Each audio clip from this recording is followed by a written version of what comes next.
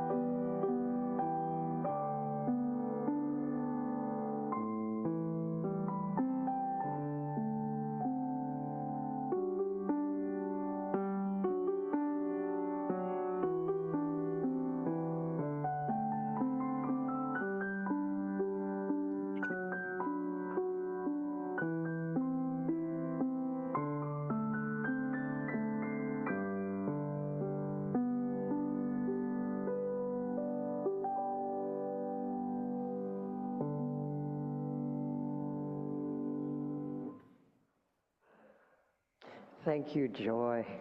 Wow. Welcome on this cold morning.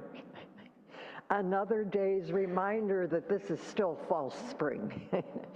I keep hoping, and Mother Nature reminds me daily to be patient. But no matter, because here we are together, and that's what matters. Spring will come. Just not on our schedule, maybe, but spring will come. Welcome. My name is Tara Anderson, and I am delighted to be your worship associate today. Welcome to the Unitarian Universalist Congregation of Whidbey Island. No matter what journey brought you here, you are welcome. No matter what mood you came with, you are welcome. Whether you were bursting with joy, carrying the weight of the world on your shoulders, whether you're attending a broken heart or a wounded soul, whether you're celebrating the birth of a grandchild, all of you is welcome here. And I hope you will find a little something in this service that fills your need during our time together. And for those of you on Zoom, Tom, how many do we have on Zoom today? 15. For all of you on Zoom, welcome. I'm glad you're with us there in the warmth of your living room or probably still in your PJs drinking your coffee. And it is my honor and joy to welcome our visiting minister today, the Reverend Joanna Gabriel. Joanna currently serves our neighbors down the road at the Unity Church. She's been a New Thought minister and spiritual coach for most of her adult life. And she has stories galore about working with Neil Donald Walsh. You're going to have to dust the cobwebs. 30 years ago, his book series, Conversations with God. So ask her about that time. You'll get some good stories. I've known Joanna for a couple years now, and I cherish all of our conversations. I think she's a best friend that you just haven't met yet. A couple quick announcements. There are some flyers on chairs about the next Native Connections meeting on Wednesday evening on Zoom at 6:30. They are hosting Palouse tribe member Ione, I hope that's right, Jones. You'll want to hear her story about removing the dams on the Snake River and the rematriation of tribes. And Corinne, raise your hand.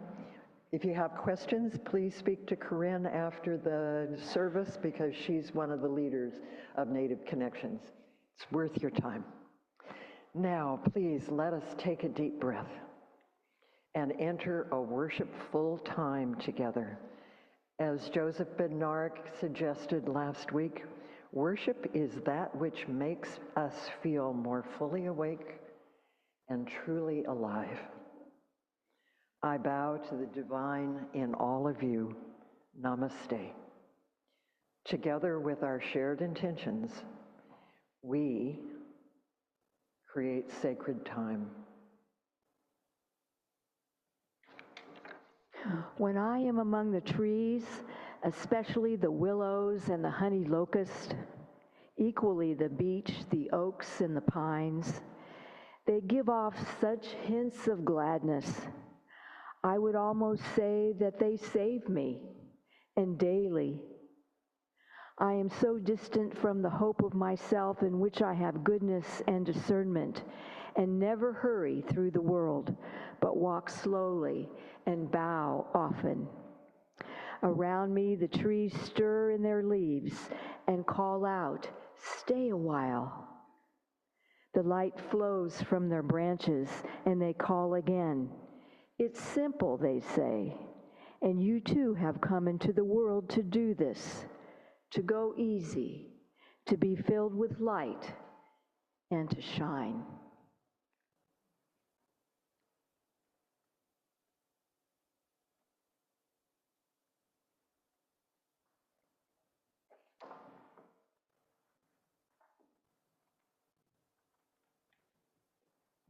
I invite you to rise in body or in spirit and speak with me our affirmation, and then we will sing hymn 391 if you took a hymnal, but otherwise it'll be up on the screen. A voice still and small, and we're going to sing it twice.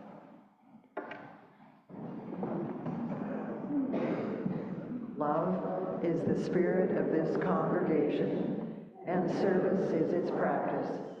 This is our great covenant, to dwell together in peace, to seek truth in love, and to help one another.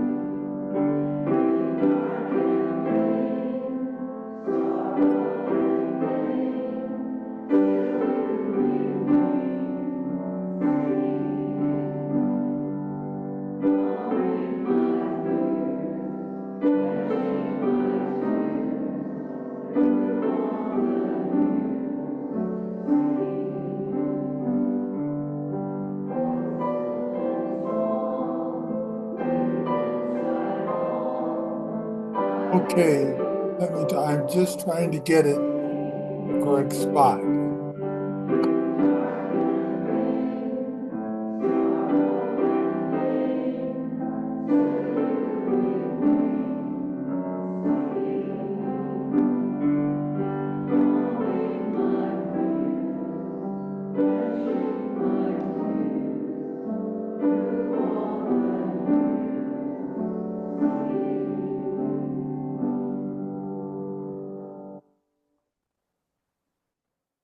Hey, God, Hello, my love. the world is completely out of control. I know. It's such an adventure, right? No, it's like being on a runaway train. I need to feel like I'm in control of my life. You want to be in control? Yeah, You are living on a spinning wet rock of a planet that resides next to a constantly exploding fireball in the middle of an ever-expanding universe that is filled with mysteries beyond your wildest imagination. okay. And on this planet that you are hurtling through the great expanse in, you are coexisting with billions of other people who have free will and their own experiences that shape their perspectives and beliefs.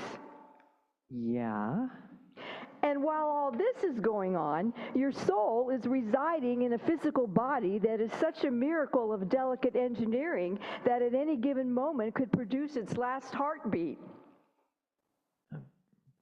right. So what is it about your existence that you think you have any control of? Come on, you know the answer to this. What can you control?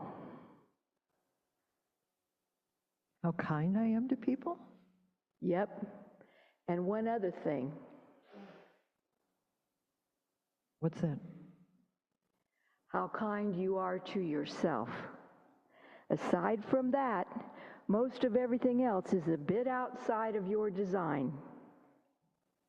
That's a bit terrifying. All great adventures are. I found a poem that speaks to me about our joys and sorrows, so I would share it with you.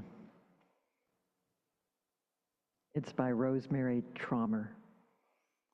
Every day, someone looks at me with conditioned eyes, making wild guess judgments about the length of my hair, the color of my skin, the maker of my shoes, never knowing what is real or who I really am. Once, someone looked at me through a compassionate heart, and all that was invisible was revealed in the light of it. Pain, fear, love, hope, fresh wounds and old scars, longing and aspiration. And my own heart smiled under that gentle gaze in the clarity of both seeing and being seen. As you were so inclined.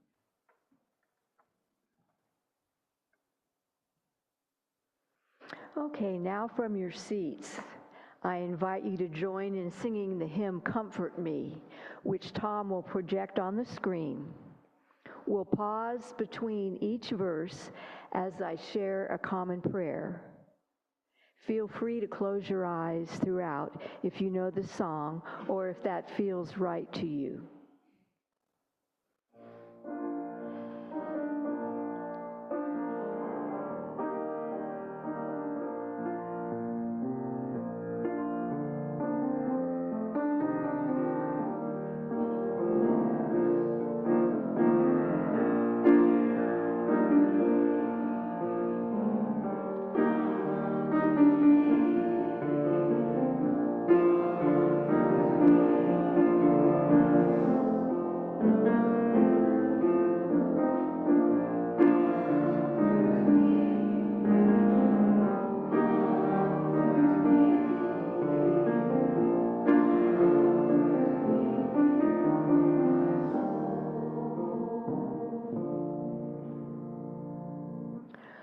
Oh, my soul, at times I feel alone, isolated, even if there are people around me.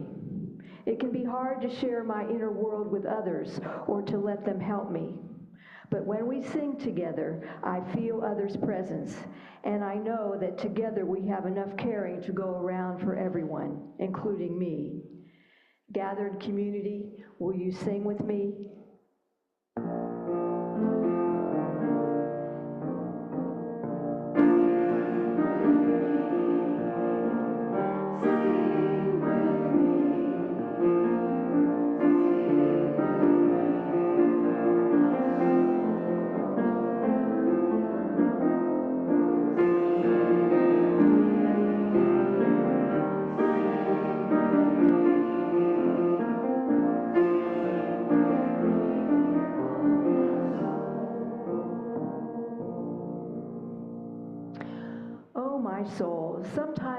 just weary.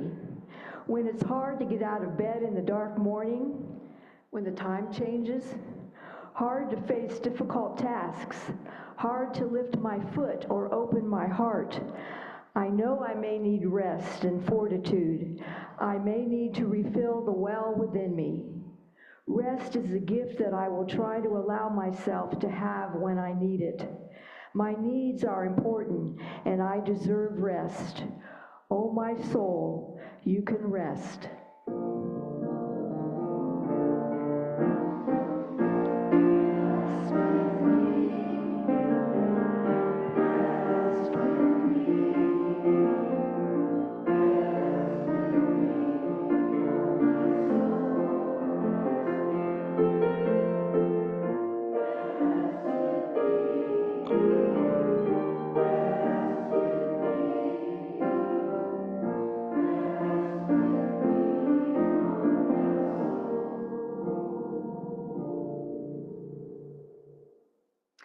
When I have been nourished with song, I grow stronger.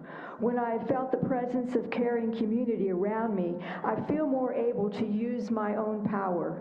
When I have given my body and spirit the rest they need, I am renewed. And yes, my soul, when the light grows, mercy, the light is growing. Day by day, like a green growing thing, I am ready to rise. In power and beauty, I return to the world and bring it to my love and my joy.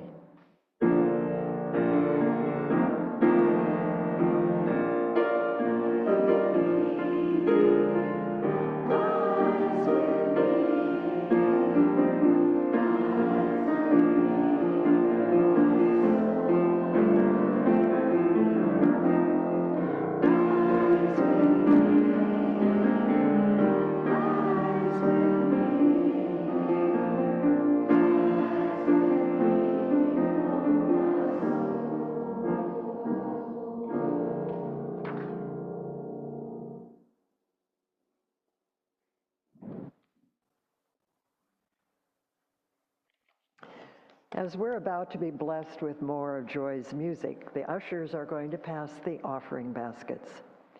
I invite you to receive the basket with gratitude and a spirit of generosity. Giving weekly, even just $1, is a practice, an opportunity for just those few seconds to pause and reflect upon what is good in your life. There may not be a lot of good right now in this moment, but the basket in your hands invites you to say thank you, even for just the breath we have.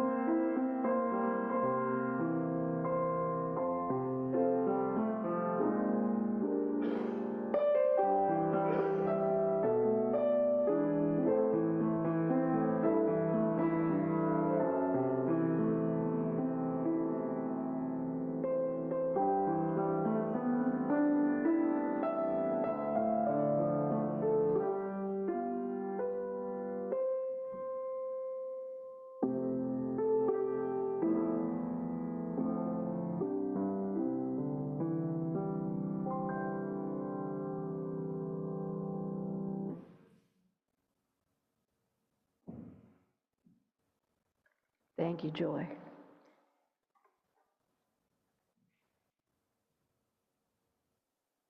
And thank you for your gifts this morning. Well, I'm Joanna Gabriel, and I'm very happy to be with you here this morning. You know, it takes a little courage and a lot of audacity to come up to the front of the room and turn around and act like you have something to say in these days and times.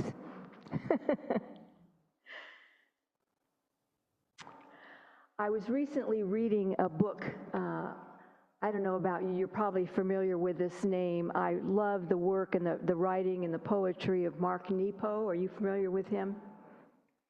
He wrote a book a few years ago called The Exquisite Risk. And in that book, there's a chapter that's called Close to the Bone. Are you familiar with that phrase, close to the bone? Something feels too close to the bone. It means that you might feel uncomfortable because it's very close to the truth or to the real nature of something. It's getting a little too close to the truth, and it can make you feel uncomfortable. And so in that chapter, Mark talks about remembering when his last parent passed away. And he said that there was a feeling when his second parent passed away, and maybe you can relate to this, about when that happens, whether it doesn't matter what sort of relationship you had with your parents, but when the last parent passes away, you suddenly are an orphan. That there's nothing standing between you and life anymore. There's no buffer there. And it doesn't matter how many siblings you had or whether this person was actually a parent or a caregiver, but there's a new level of vulnerability that exists when that occurs. Can you relate to that? Do you remember that? It's like you're standing alone for the first time. And so when I was reading about that, I was thinking about many of you. I think most of you were here during the 60s and the early 70s, when our country was fighting a war that a lot of folks were not happy about. And you remember that there was a lot of turmoil in the country at that time. You may remember the hawks and the doves. You may have marched in the streets. You'll remember when we used to watch on TV when the guy rolled the thing like the bingo thing that had the numbers, that you got your number to be in the draft? Maybe many of you were one of those folks that had those numbers. Certainly we all knew people who did. Certainly we all knew people who went to the war. Certainly we know people who didn't come back from the war. It was a very tumultuous time. It was difficult. It was difficult to be in this country at that time. Do you remember? And at the same time, in the midst of all of that turmoil, all of that back and forth, unhappiness, fears, doubts, concerns, there was never a time where we didn't feel like we had a country. Was there? That no matter what was going on at that time, we still had the underpinnings, the foundation of the country that we all knew and grew up in, right? That it was very difficult. It was a really terrible time. But we had the foundation as Americans and our democracy that we all knew was there and in place. True? Do you feel like that now?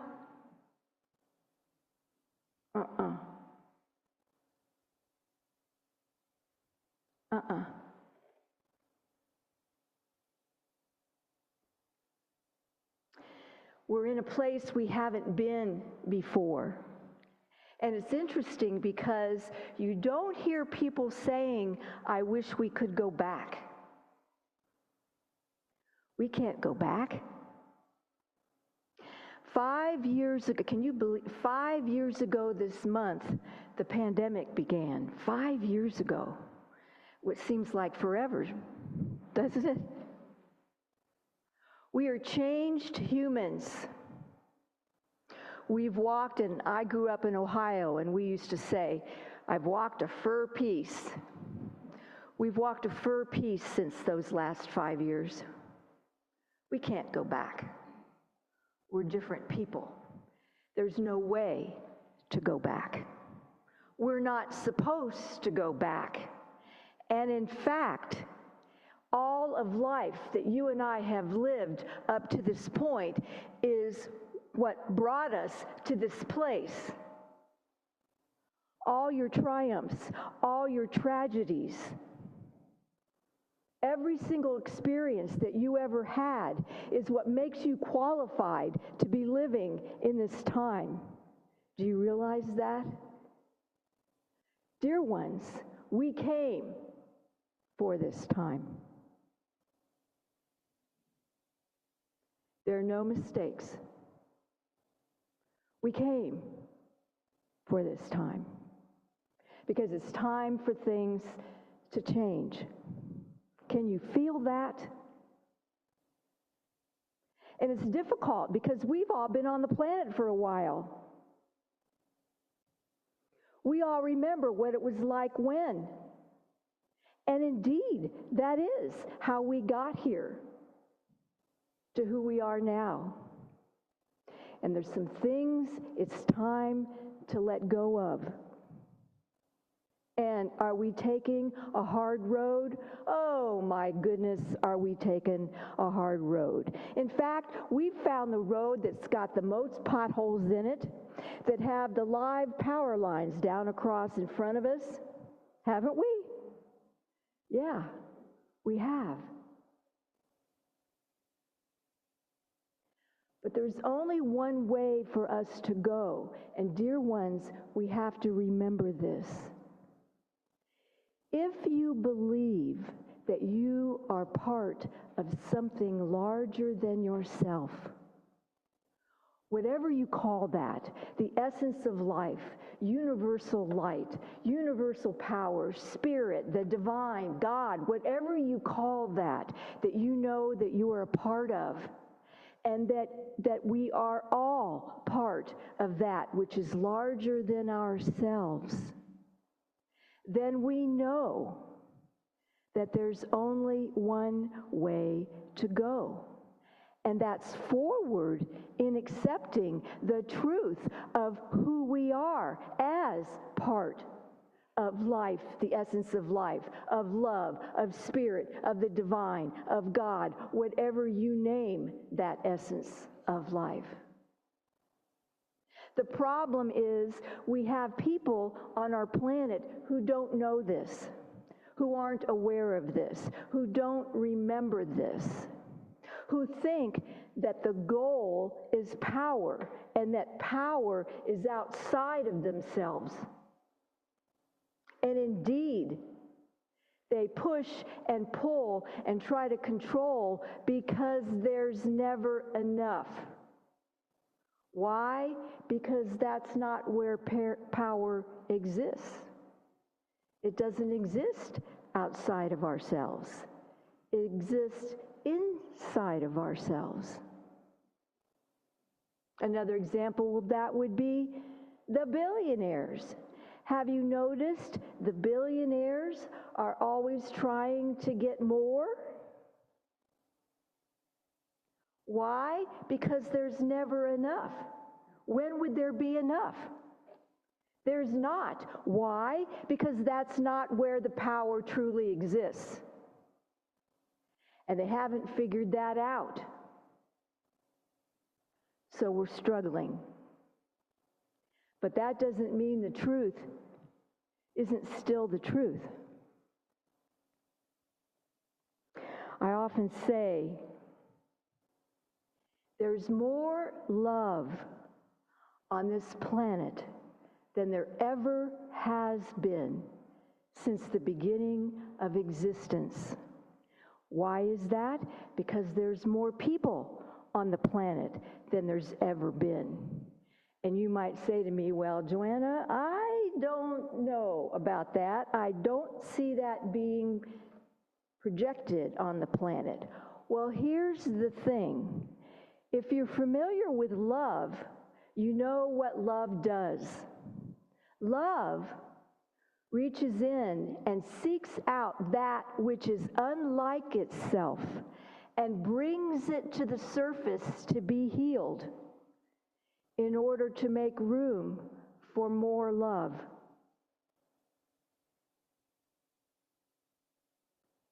Does that ring true for you? And indeed, we have hit the mother lode of all of that which love is bringing to the surface to be healed, that which is unlike itself, showing us, is this who you are? And we're having the opportunity to see it, great big, living color, huge, loud. Because it's time to move forward, and we can't move forward until we take care of this, dear ones. It's not a mistake. There are no others. We're all one. You may have experienced recently in the last couple of weeks, you might have witnessed someone who you respect, you have great respect for, someone who you think of as courageous, has an enormous amount of courage. You might have experienced them being humiliated in public. You know what I'm referring to, I'm sure. And it felt terrible, didn't it? You felt shame and humiliation yourself. Why? Because there is no other. We're all one. We're all one. That's the point. And that's what we have to get. And we will get it. We have to, because there's nowhere else to go, dear ones. It's the truth of us. As I said, we're taking a hard road. We're painting ourselves into a corner, forcing us to finally get it. Because we have, the ones who came before us, lived for a long time with our heads down, just trying to make it work. And now we're living in a world that's totally connected. And thus we can't live with our heads down anymore. We have to look in each other's eyes and reach out. And we have to be aware of where we've walked, what's worked, and what hasn't, and what we need to move forward.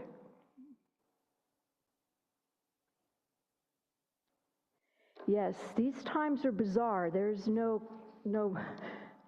two ways about it. And Mark Nepo says, at this point, when the last parent has passed, or as we're talking about with what's going on in this world where we're shaking our heads wondering, what are we supposed to do now?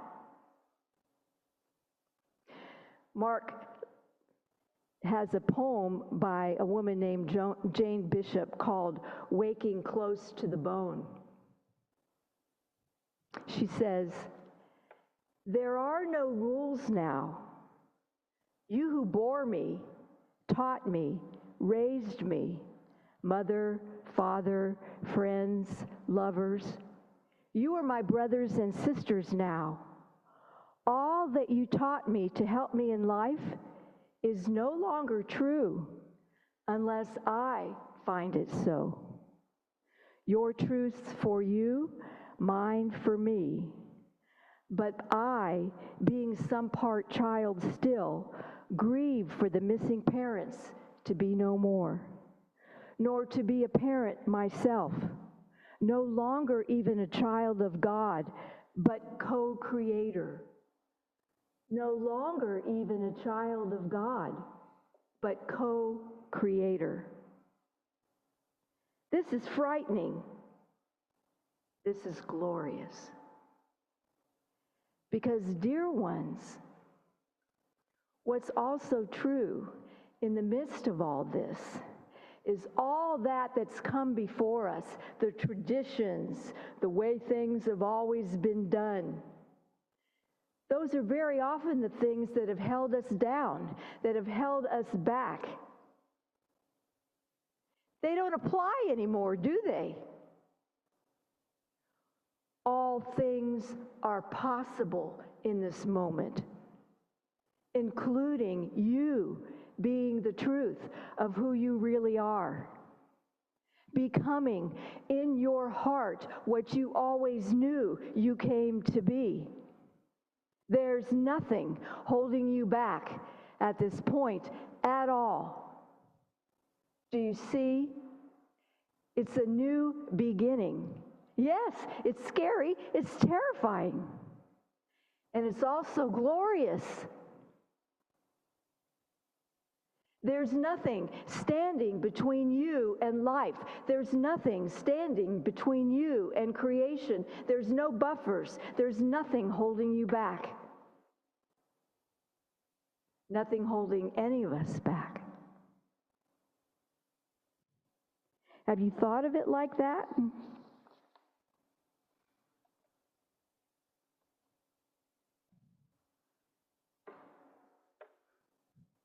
We have the opportunity now to let go of the shame and disrespect of oneself,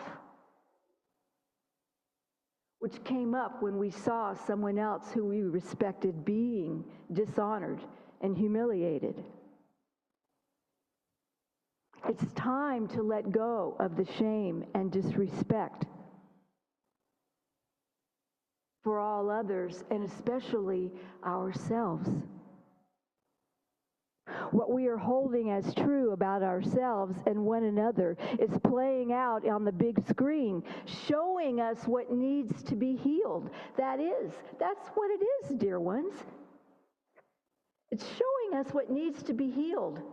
Love, lifting up that which needs to be healed, to make room for more love, because that's what we ultimately are. There are no mysteries here. It's playing out right in front of us.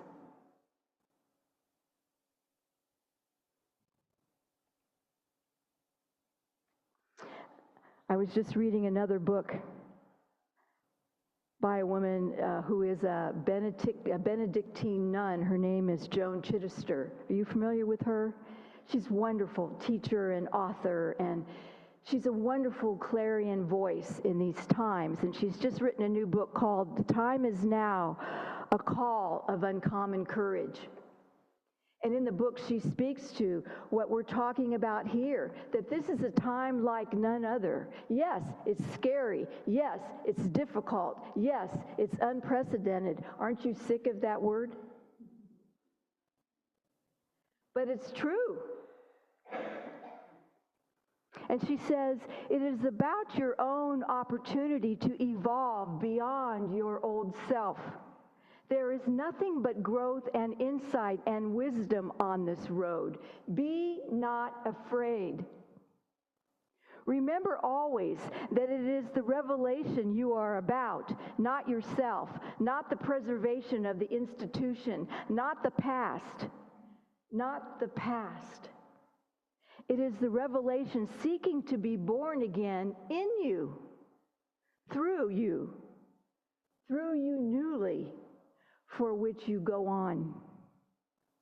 The world cannot afford unconscious prophets much longer. On the contrary, we need to decide on which areas of change we ourselves want to concentrate. We are here to be messengers of God. We are here to be a rudder on the ship of life. We are meant to be the heralds and the watchguards, lovers and followers of the master teachers such as Jesus, who called all of Israel to remember the poor, save the women, embrace the outliers, consort with the foreigners, and wrestle the law to the ground of compassion. It is a most exalted, most demanding, most dangerous calling, but without it, we will never become the whole of ourselves. You see, this is what you came for. And there may be a thought that goes, I'm not so sure. Yeah. And so every day, as the bottom falls out of what we thought was the bottom, it's like a new Band-Aid gets ripped off. And you know what it feels like when you rip off a Band-Aid? It hurts. And what we know is that new skin is tender. New skin is tender. We need to take care of ourselves in the midst of these times. It's never been more important than it is now to take care of ourselves.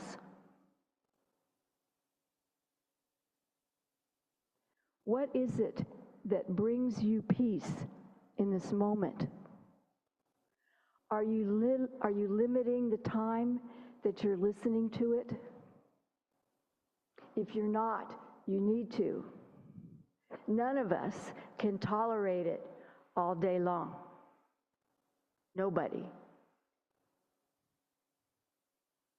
Limit it and balance it with that which brings you peace.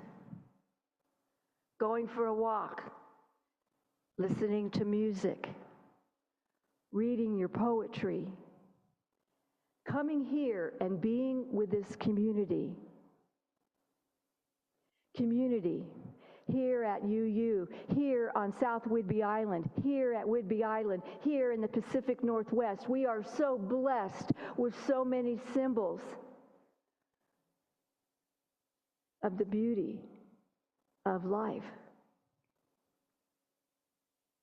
And what we're realizing is that the antidote, the healing of the power at the top, the oligarchs, whatever you want to call it, the answer is community. Reaching out to one another.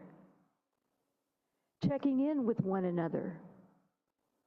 The wonderful work that our community is doing around safety. What an amazing way to connect with one another is getting clear about how we need to keep ourselves safe, how to keep our neighbors safe, how to understand what to do in our community for the eventuality of whatever it is. Reaching out. This is not a time for isolation. Isolation makes it feel worse. Have you noticed? Reach out. Check in. Eat well. Get plenty of rest. More than ever,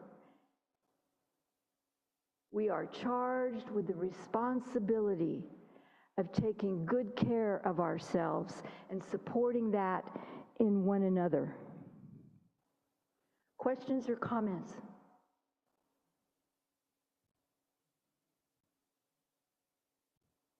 Is this useful?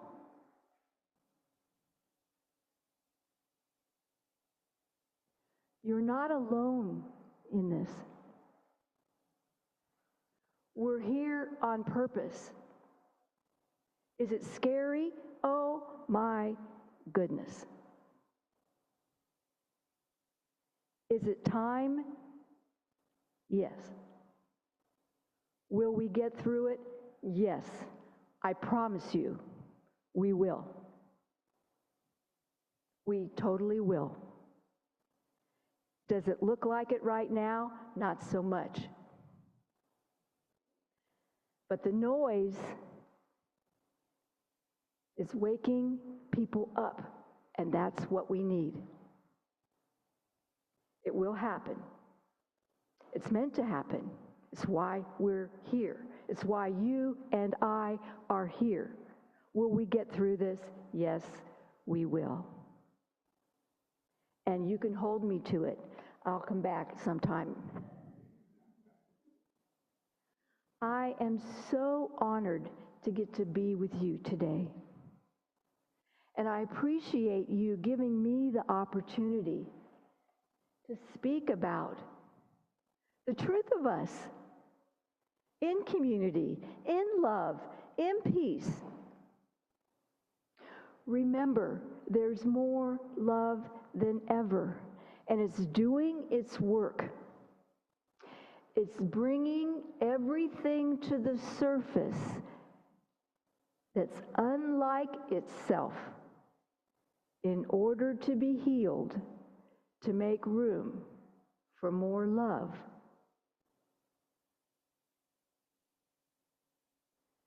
Blessings, everyone. We're grateful for the opportunity we've had to be together today, to remember that it's all about community. So let's take a deep breath. Feel our oneness in this beautiful community. Be grateful for our time together, for our voices in song. Blessings, everyone.